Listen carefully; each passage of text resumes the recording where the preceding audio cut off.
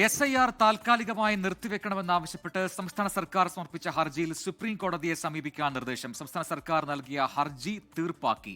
വിഷ്ണു സുരേഷ് കൊച്ചിയിൽ നിന്ന് ചേരുന്ന കൂടുതൽ വിവരങ്ങളുമായി. വിഷ്ണു, കഴിഞ്ഞ ദിവസം തന്നെ കോടതി ഇക്കാര്യം വ്യക്തമാക്കിയതാണ്. SIRുമായി ബന്ധപ്പെട്ട ഹർജികൾ അത് സുപ്രീം കോടതിയിലേക്കാണ് കൊടുക്കേണ്ടത് എന്ന കാര്യം കോടതി വ്യക്തമാക്കിയതാണ്. അതിന്റെ ഉത്തരവ് ഇന്നുണ്ടാകും എന്നാണ് നേരത്തെ അറിയിച്ചിരുന്നു. അത് പ്രകാരമുള്ള കാര്യങ്ങൾ കോടതി വ്യക്തമാക്കുന്നുമുണ്ട്.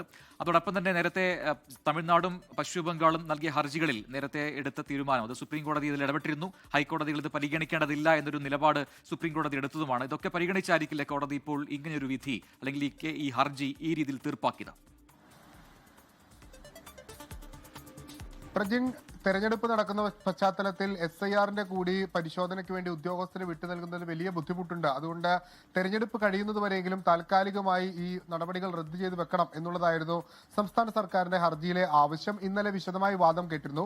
സംസ്ഥാന സർക്കാരിന്റെ വാദങ്ങളെ കേന്ദ്ര തെരഞ്ഞെടുപ്പ് കമ്മീഷനും കേന്ദ്ര സർക്കാരും ശക്തമായി എതിർത്തിരുന്നു. ഇന്നലെ തന്നെ ഹൈക്കോടതി വ്യക്തമാക്കിയതാണ് നിലവിൽ ഈ വിഷയം ഹൈക്കോടതി പരിഗണിക്കുന്നില്ല. കാരണം SIRുമായി ബന്ധപ്പെട്ടുള്ള ഹർജികളൊക്കെ കേന്ദ്ര സർക്കാരുമായി ബന്ധപ്പെട്ടുള്ള ഹർജികളൊക്കെ സുപ്രീം കോടതിയാണ് പരിഗണിക്കുന്നത്. അതിൽ അടുത്ത 26-ാം തീയതി ആ കേസ് പരിഗണിക്കുന്ന പശ്ചാത്തലമുണ്ട്.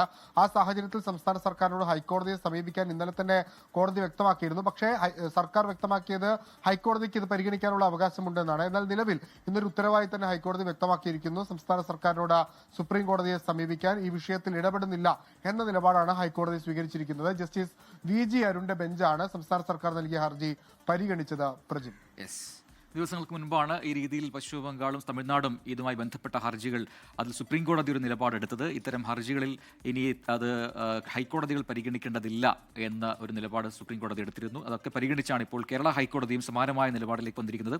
ഈ ഹർജികൾ അത് നൽകേണ്ടത് സുപ്രീം കോടതിക്കാണ് എന്നാണ് ഹൈക്കോടതി വ്യക്തമാക്കിയിരിക്കുന്നത്. വിഷ്ണു സുരേഷാണ് കൊച്ചിയിൽ വിശദാംശങ്ങൾ പങ്കുവച്ചത്. ലോകത്തെവിടെയായാലും ഏത് സമയത്തും 24 വാർത്തകളും ഓഗ്മെന്റഡ് റിയാലിറ്റി പാക്കേജുകളും എക്സ്പ്ലെയിനറുകളും വിശദമായി കാണാൻ ഞങ്ങളുടെ യൂട്യൂബ് ചാനൽ നിങ്ങൾക്ക് സബ്സ്ക്രൈബ് ചെയ്യാം.